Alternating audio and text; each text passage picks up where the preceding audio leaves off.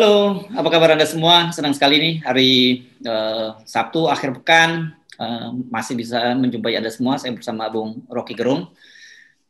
Ini kelihatannya harusnya hari Sabtu kita sih ngobrolnya santai ya, Bung Rocky ya, jangan terlalu hard gitu ya. Hidup itu santai setiap hari. Yang tegang itu mereka yang punya ambisi dan tak tertahankan ambisinya karena berkejaran dengan aturan, berkejaran dengan waktu. Kalau kita aturan menyesuaikan dengan kenikmatan hidup kita itu. Oke, ada jadi meskipun kita janji nanti mendelivernya dengan cara yang santai sesuai dengan hari Sabtu, tapi topiknya cukup berat. Seperti biasa kita kemas dalam politainment ya, Bung Rocky. Ada dua isu yang kuat sekali. Jadi kemarin memang kita beberapa hari ini menyoroti soal Pak Muldoko gitu, yang menurut sebuah sumber di istana sudah ditegur oleh Pak Jokowi karena bikin gaduh di tengah pandemi. Ini menarik. Ini dan kemudian Presiden merasa tidak perlu menjawab surat dari Demokrat. Itu satu topik. Yang topik berikutnya ini juga seru ini karena berkaitan sama ini sebenarnya urusannya nggak jauh-jauh ke Pilpres 2024 karena Muldoko kan ngincer Demokrat karena itu. Ini soal tertutupnya peluang Anies nih. Anies harus parkir nih tahun 2022 karena revisi undang-undang Pilkada tidak jadi dilanjutkan di DPR. Oke, Bung Rocky, dipersilahkan menikmati dua hidangan itu pada hari Sabtu pagi ini. Ini kita menjemput minggu depan dengan kecemasan baru, yaitu potensi Anies untuk dibatalkan oleh regulasi. Tetapi selalu ada hal yang disebut sebagai faktor-faktor penunjuk arah itu, bahwa negosiasi hari ini di DPR tentu melihat perkembangan keadaan yang sangat mungkin meloloskan Anies ke 2024. Oke, kita hitung itu sebagai peluang sebetulnya tuh. Tetapi ketakutan lebih dahulu menyelimuti peluang. Ini soalnya tuh. Nah, kalau misalnya undang-undang itu atau undang-undang pemilu tidak direvisi, bertahanlah Anies di dalam posisi yang menggantung. Tetapi publik opini sudah mendahului undang-undang itu. Publik opini menganggap bahwa apapun regulasinya, Anies pasti melanglang ke 2024. Jadi starting point-nya di situ tuh. Tinggal dicari caranya tuh. Kalau Anies misalnya nganggur selama 2 tahun, pasti timnya udah mempersiapkan dan bisa sebetulnya persiapan itu yang lebih berbahaya tuh. Karena tak terdeteksi kan. Selama 2 tahun dianggap Anies nggak punya kemampuan untuk naik panggung. Iya, tapi di belakang panggung itu lebih berbahaya. Kalau Anies ada di depan panggung mungkin lebih gampang membaca manuver politik Anies. Nah, sialnya kalau Anies pun di belakang panggung tak terlihat karena panggungnya disihir sedemikian rupa supaya Anies nggak boleh tampil. Penantang Anies juga bahkan ada di bawah panggung, nggak bisa naik ke panggung. Karena nanti opini publik kan masa penantang Anies adalah orang yang saat ini sedang dipersiapkan, misalnya Ibu Risma tuh. Ya itu boleh aja, tetapi orang tahu bahwa ya Ibu Risma itu adalah petugasnya petugas, ditugaskan oleh Pak Jokowi untuk Jakarta. Pak Jokowi ditugaskan oleh Ibu Mega untuk Indonesia. Jadi Ibu Risma adalah petugasnya petugas. Itu lebih buruk lagi pencitraannya kan, kalau disebut petugasnya petugas. Jadi kita bedakan antara politik yang diatur secara formal dengan undang-undang dan politik yang bergerak undercurrent. Nah, ini yang berbahaya tuh. Anies pasti akan mengkonsolidasi diri secara undercurrent. Tak terdeteksi itu. Yang kedua soal Pak Muldoko. Pak Muldoko itu sudah pasti ditegur Jokowi, kan orang bikin spekulasi ya nggak bersalah. Nggak mungkin. Pak Jokowi itu juga paham tentang potensi dia untuk digerogoti dari dalam itu. Dan karena Pak Muldoko melempar isu bahwa Luhut juga lakukan hal yang sama dan Pak Luhut melalui timnya bereaksi, itu artinya kegaduhan akan bertambah. Nah, sekarang kita tunggu misalnya dalam minggu ini, apakah Demokrat cukup puas dengan keterangan itu? Mungkin Demokrat merasa oke, cukup, tetapi Demokrat akan keluarkan lagi seri pengetahuan dia untuk memaksa Muldoko menerangkan mengapa dia berupaya untuk mengambil alih. Apalagi kalau dia udah ditegur oleh Jokowi. Kan justru Demokrat dapat poin bahwa Pak Jokowi udah menegur. Kalau begitu boleh diteruskan dong mempersoalkan motif dari Pak Muldoko. Kan jalan pikiran Demokrat kan pasti begitu tuh. Jadi ya oke, minggu depan, Senin depan kita ramai lagi dengan dua isu itu. Muldoko masih ada sebagai problem, Anies masih ada sebagai berita utama itu. Jadi itu kira-kira komentar awal saya tuh. Iya. Membuka percakapan dengan FNN. Menarik kan kalau ada tadi membandingkan head to head antara Risma dengan Anies gitu tadi ya. Dan kita tahu baru ini Risma waktu itu bikin geger karena dia bertemu dengan para gelandangan dan sebagainya gitu. Nah sekarang giliran minggu ini Anies bikin geger, dan gegernya nggak level di sepanjang Jalan Tamrin, tapi di level dunia gitu kan, berkaitan dengan penghargaan dia yang sejajar dengan tokoh-tokoh dunia termasuk CEO Tesla, Elon Musk ini ya. Nah ini kan publik sebenarnya bisa langsung kalau petinju gitu dibandingkan itu tail of the tip-nya, begitu kan langsung kelihatan kan. Saya kira Anies akan cari panggung lain sebetulnya. Bayangkan misalnya kalau Anies dalam 2 tahun dia nggak ada disorot sebagai tokoh politik, tapi beredar di FNN tuh.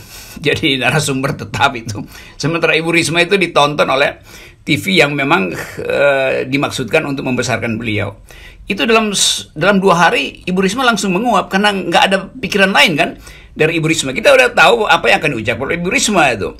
Anies punya kemampuan untuk olah segala macam isu itu. Kita mau bandingkan itu sebetulnya. Bukan kita nggak percaya kemampuan Ibu Risma untuk mencari lagi pemulung atau cari gorong-gorong yang masih macet. Tetapi publik bosan dengan kemampuan petahana atau istana mengucapkan hal yang itu juga. Jadi saya kira ini politik kita udah masuk di dalam kaitan-kaitan internasional, dan orang tentu akan lihat, wah, Anies lagi bicara tentang environmental ethics, Anies lagi bicara tentang ketegangan di Cina Selatan. Jadi orang anggap Anies terus berupaya untuk menghasilkan pikiran agar supaya dia diingat terus. Nah itu yang akan jadi Anies disiapkan panggung oleh mereka yang ingin punya alternatif di 2024. Nah bayangkan Ibu Risma sebagai Gubernur DKI, nanti ada tamu dari luar negeri bicara tentang lingkungan misalnya, bicara tentang global politics yang harus mendampingi presiden. Kan biasanya Gubernur DKI harus mendampingi presiden karena status protokoler. Pers tidak akan minta keterangan dari Ibu Risma, pers minta keterangan dari bekas gubernur, yaitu Anies. Itu lucu jadinya tuh. Jadi akal-akalan legal ini itu justru membuat orang mencari jalan lain untuk mendengar apa pikiran Anies. Jadi Anies bagaimanapun udah ada di dalam garis start. Nah Ibu Risma masih jauh dari situ. Karena apa? Karena pertandingan 2024 ini bukan sekedar pertandingan survei, tapi betul-betul diuji di dalam setiap ucapan yang datang dari pikiran para kandidat ini. Jadi bertempurlah di dalam medan pikiran baru, dan saya anggap bahwa percuma menghalangi banjir itu. Lebih baik belajar berenang kan itu soalnya. Ya. Bung Rocky, ini saya termaksa melanggar tadi komitmen kita sejak awal bahwa kita nggak akan terlalu serius banget gitu. Tapi karena soal ini terpaksa deh sedikit ngomong serius, tapi kalau Anda bisa mengemasnya dengan politainment itu saya akan berterima kasih. Ini bisa lah. Bisa. Ini berkaitan dengan, sebenarnya banyak orang melihat itu bukan semata-mata persoalan Anies. Hanya saja kebetulan Anies sekarang salah satu penantangnya dan paling kuat. Tapi ini berkaitan konsolidasi dari oligarki gitu, agar kekuasaan mereka tidak jatuh ke tangan the others gitu kan. Ini kan ada in-group feeling di kalangan para oligarki ini yang tidak ingin sampai kekuasaan mereka ini terdistribusi atau kemudian diambil alih oleh pihak luar. Saya kira dalam politik itu hari pertama Anies elektabilitas melejit, ini oligarki juga langsung jadi pragmatis gitu kan. Demikian juga Anies gitu. Jadi ini nggak perlu ditakutin karena tukar tambahnya pasti terjadi ketika elektabilitas melampaui threshold kecemasan orang. Jadi kapital tentu membutuhkan proteksi itu politik. Anies juga paham itu.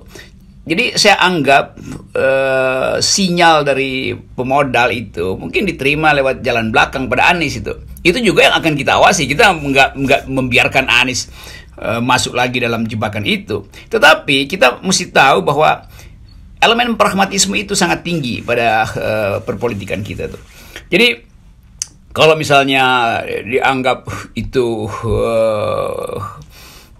potensi kekuasaan akan pindah ruangan atau akan hijrah itu kalau dalam istilah yang lebih sublim, itu saya kira nggak akan terjadi itu.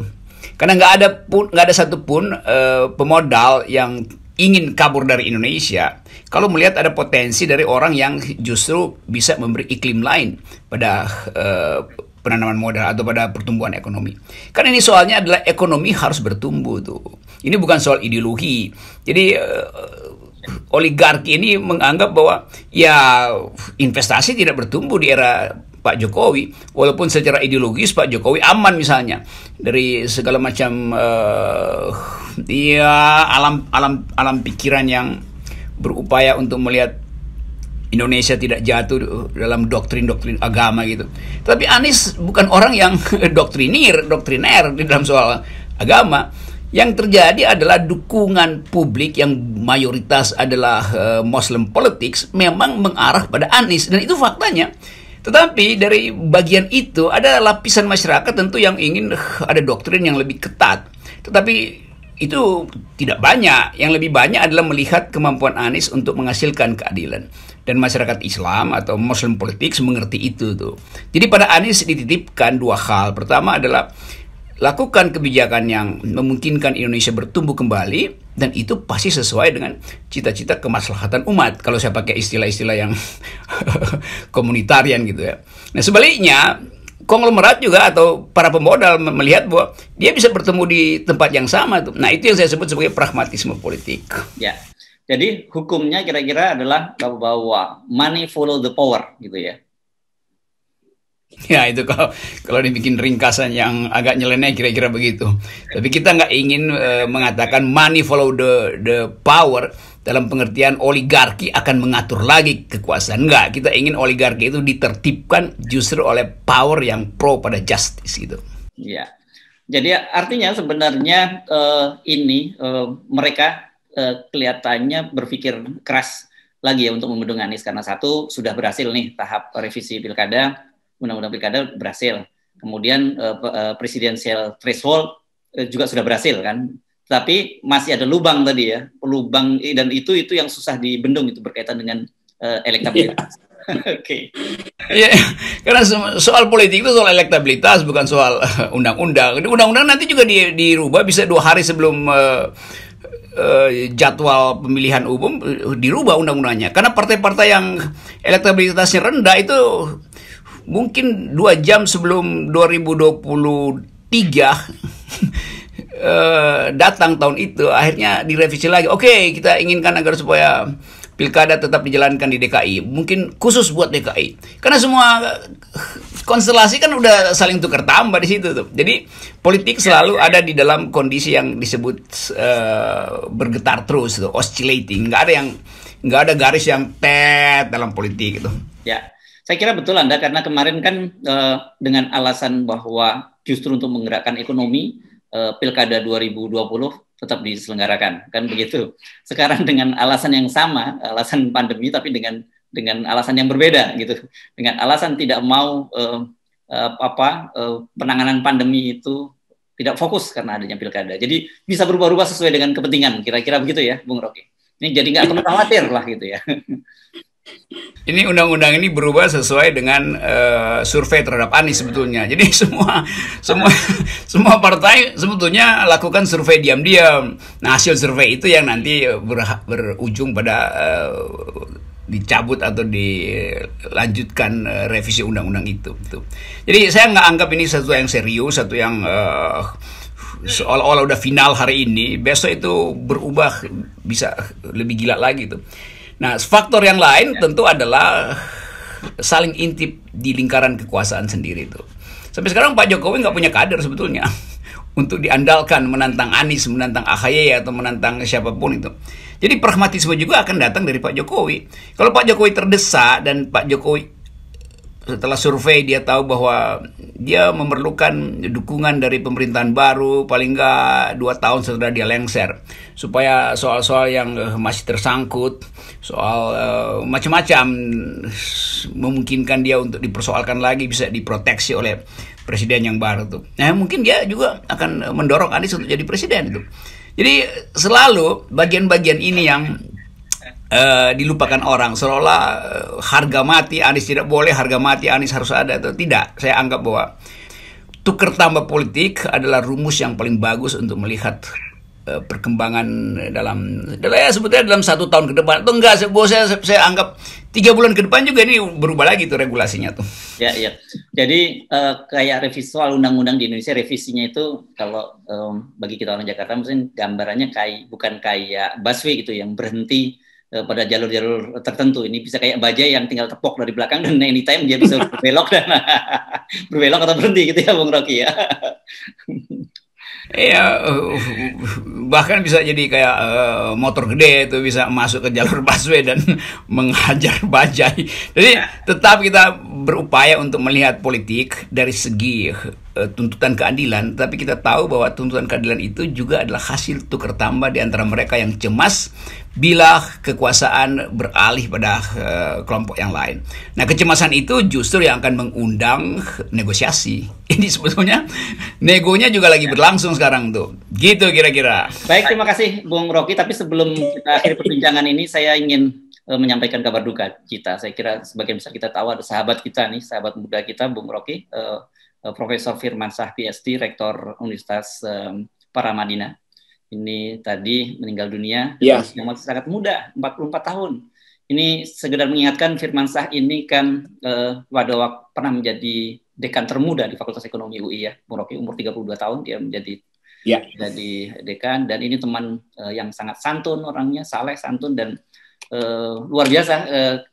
Diskusi-diskusi dengan Profesor Firmansyah itu selalu menarik dan mengencourage kita untuk berpikir lebih jauh.